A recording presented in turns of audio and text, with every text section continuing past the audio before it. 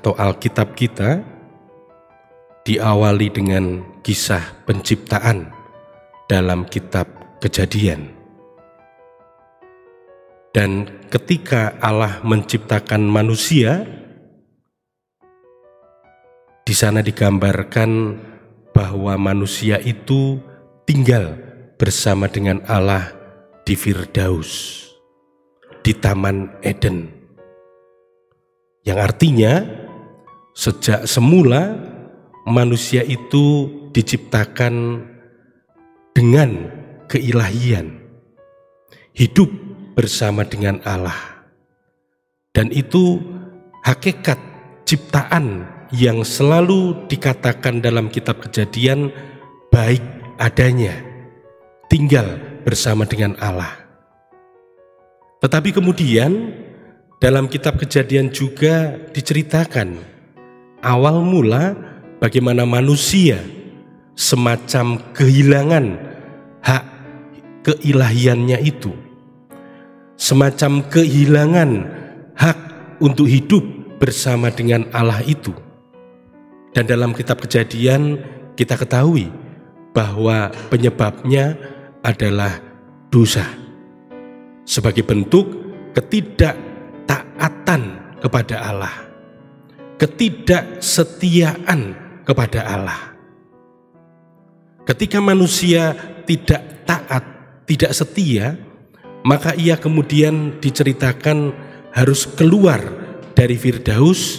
Dan di kitab Kejadian juga diceritakan mereka tinggal di sebelah timur, di luar dari Taman Eden itu. Dan juga dikatakan mereka harus mengalami yang namanya sakit bersalin, bekerja, dan sebagainya. Nah, saudara-saudari yang terkasih dalam Kristus, sebetulnya kita juga bisa membayangkan ketika manusia keluar dari Firdaus, tentu ada situasi yang berubah di Firdaus itu. Yang awalnya tentu ada sukacita, ada keceriaan, karena Allah hidup bersama dengan ciptaannya. Tetapi karena manusia ketidaktaatan tadi, dia terusir dari Firdaus, maka bisa kita bayangkan juga situasi yang kemudian menjadi murung, situasi yang muram, situasi yang tidak ada sukacita di Firdaus itu. Dan tentunya Allah tidak membiarkan situasi itu terus berlangsung. Maka Allah kemudian menghendaki agar situasi Taman Firdaus itu kembali dipenuhi dengan kegembiraan, kembali dipenuhi dengan sukacita. Dan satu-satunya cara adalah manusia kembali ke sana. Tetapi saudara-saudari yang terkasih, dengan caranya sendiri ternyata ada kesulitan besar, ada ketidakmampuan. Dan juga karena ada kesulitan yang besar itu digambarkan dalam kitab Kejadian, Taman Firdaus itu dijaga oleh malaikat dengan pedang menyala, pedang berapi. Yang mau dikatakan manusia dengan caranya sendiri tidak mungkin masuk kembali ke Firdaus. Tetapi sekali lagi Allah menghendaki keselamatan manusia. Allah menghendaki sukacita dan kegembiraan Firdaus itu kembali. Maka ia dengan berbagai macam cara kemudian berusaha agar manusia kembali. Allah yang berinisiatif kemudian melalui suara hati, Allah mencoba menuntun manusia untuk kembali kepada hakikatnya yang baik, kepada hakikatnya yang setia kepada Allah. Dan dalam Perjanjian Lama di sana kita membaca ada begitu banyak macam cara Allah untuk mengembalikan manusia melalui para nabi yang mengingatkan kepada umat manusia, kepada bangsa Israel pada waktu itu untuk kembali setia kepada Allah. Demikian terus dilakukan oleh Allah dan sampailah kepada salah satu pribadi yang menyimpan dengan baik firman Allah itu, yang menyimpan dengan baik suara hati yang disampaikan oleh Allah, tuntunan Allah itu, yaitu Bunda Maria. Dalam diri Bunda Maria kemudian Allah menghadirkan dirinya, Bunda Maria kemudian mempercayai dan sekaligus menjaga, menerima sabda Allah itu dengan baik. Maka dalam dirinya dikatakan firman itu menjadi manusia. Dan Allah yang hadir itulah kemudian melakukan berbagai macam cara juga untuk kembali membawa manusia ke Taman Firdaus dengan pengajarannya. Tidak hanya dengan pengajaran, dengan tanda-tanda yang dilakukannya melalui mujizat-mujizat, tetapi juga terlebih melalui hidupnya. Dengan sengsara, penderitaan, dan kematiannya, ia menunjukkan jalan kembali ke Firdaus itu. Bahkan kemudian karena ada satu kekuatan, seperti tadi dalam bacaan pertama disampaikan, ada satu kekuatan yang tidak bisa dikalahkan oleh manusia untuk kembali ke Firdaus akibat dosa, yaitu kematian, maut. Tetapi dalam diri Yesus kemudian yang hadir melalui Maria itu, kuasa maut itu dikalahkan. Maka Yesus bangkit dan naik ke surga. Dengan demikian Yesus merintis jalan kembali ke Firdaus. Yesus semacam membangun jembatan agar manusia bisa kembali hidup bersama dengan Allah. Dan dengan demikian kemungkinan bagi kita untuk selamat, kemungkinan untuk kembali hidup bersama dengan Allah itu terbuka kembali. Karena Yesus yang dilahirkan oleh Maria itu telah mengalahkan kuasa maut, dia telah bangkit dan duduk bersama dengan Allah kembali. Maka kemudian saudara-saudari yang terkasih, hari ini kita merayakan Hari Raya Santa Peran Maria diangkat ke surga. Maka di satu sisi menjadi sesuatu yang sangat mungkin dan sangat masuk akal. Karena apa? Maria adalah yang memungkinkan hadirnya Yesus. Maria adalah Bunda Yesus. Kalau Yesus sudah ke sana, maka dalam bacaan kedua Yesus menjadi yang sulung dan miliknya lah berikutnya. Tentu sebagai anak sangat masuk akal kalau Yesus naik ke surga membawa serta ibunya. Selain tentu saja cara hidup dan juga pilihan hidup yang sudah ditempuh oleh Maria.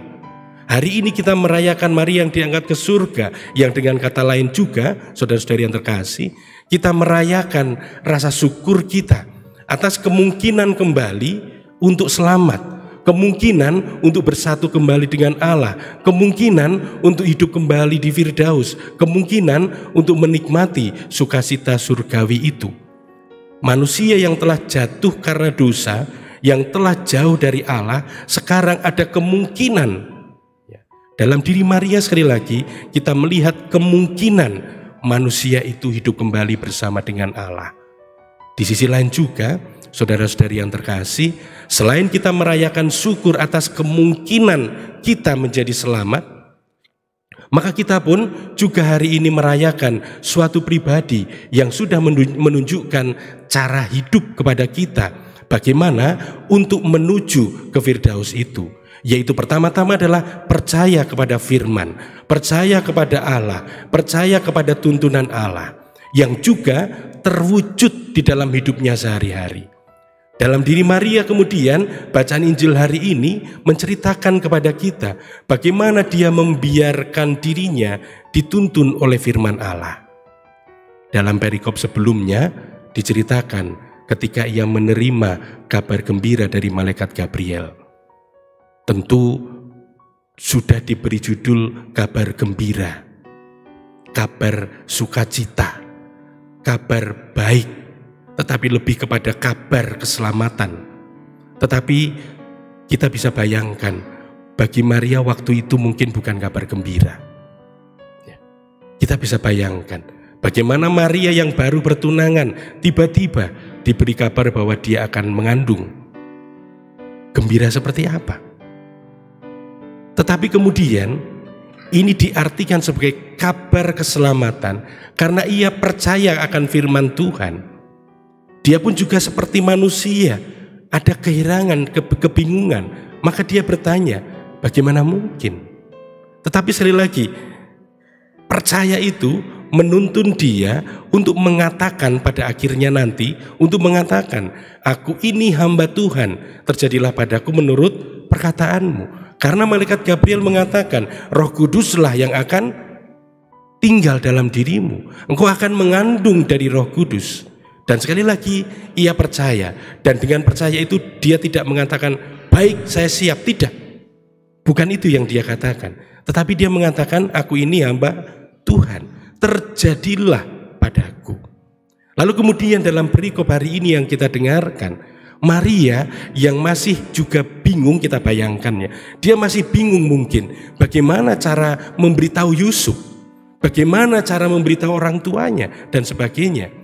Tetapi ketika dia diberitahu juga bahwa Elisabet saudaranya sedang mengandung pada saat itu usia ke-6 bulan, dia tidak tinggal dalam pikiran-pikirannya.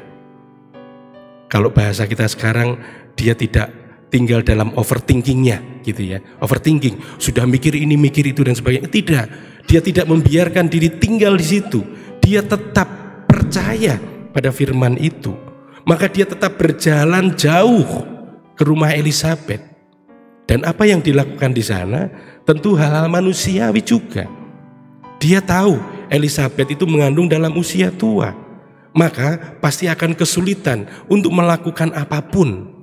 Maka dia datang, dan tadi dikatakan dia tinggal 3 bulan di sana.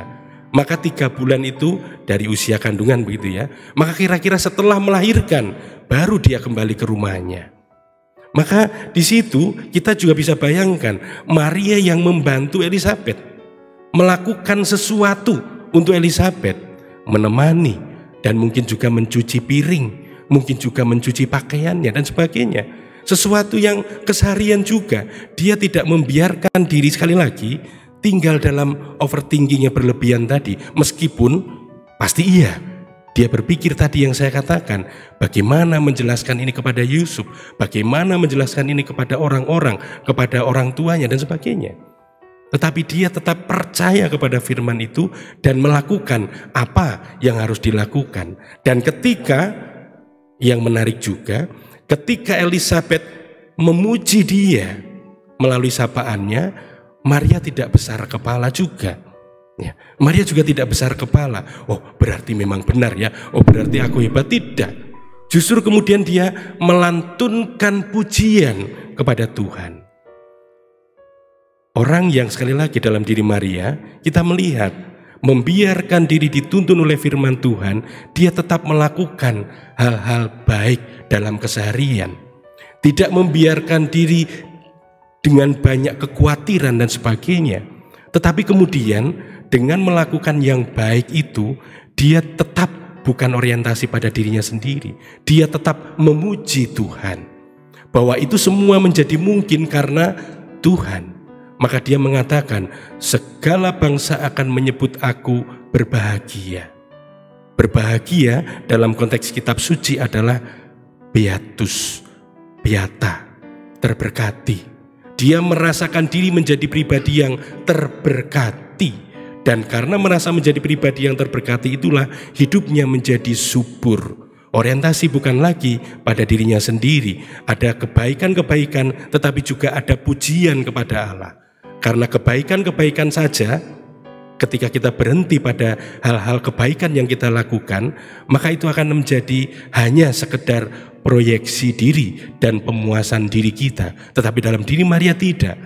Ada situasi tidak mudah, iya, tetapi ia tetap setia melakukan yang harus ia lakukan, dan itu semua ia lakukan sebagai pujian kepada Allah. Dan dengan cara itulah sekali lagi cara hidup atau hidup Maria sendiri memungkinkan dia untuk mendapatkan diri yang terberkati tadi, kemudian ia tinggal bersama dengan putranya di surga. Maka saudara-saudari yang terkasih dalam Kristus, kalau hari ini kita merayakan Hari Raya Santa Peran Maria diangkat ke surga, sekali lagi semoga kita berani bersyukur juga atas kehadiran Bunda Maria, atas kehadiran Yesus. Kita juga berani membiarkan diri percaya kepada firman itu, percaya kepada Allah, dan kemudian membiarkan diri dituntun juga.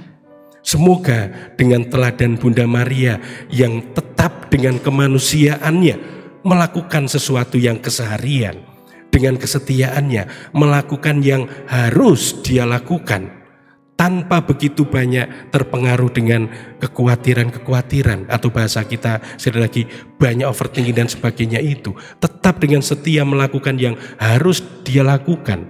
Tetapi itu semua sekali lagi juga merupakan bentuk pujian kepada Allah.